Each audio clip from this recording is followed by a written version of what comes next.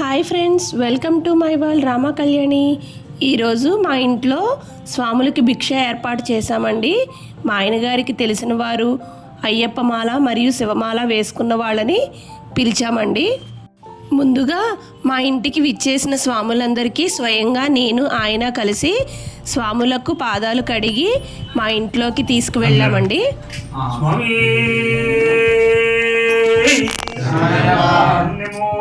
భగవాని దేవసేన సమేత సుబ్రహ్మణ్యేశ్వర స్వామి స్వామి స్వామి శరణం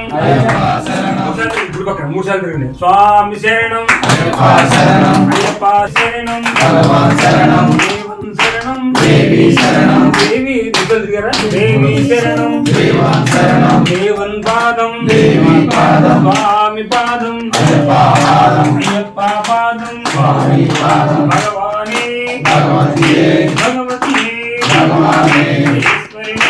ఈశ్వరి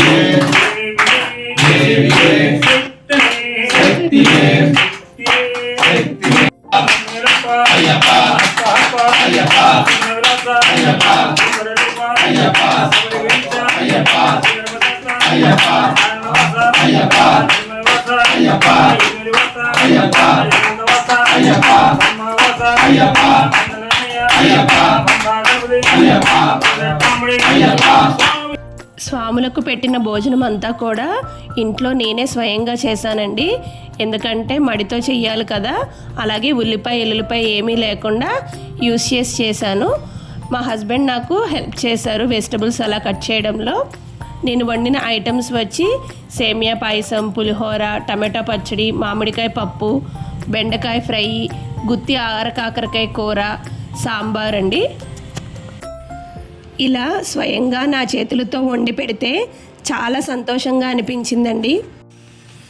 భిక్షకి అన్నీ వడ్డించిన తర్వాత స్వాములు కాసేపు భజన కూడా చేశారండి.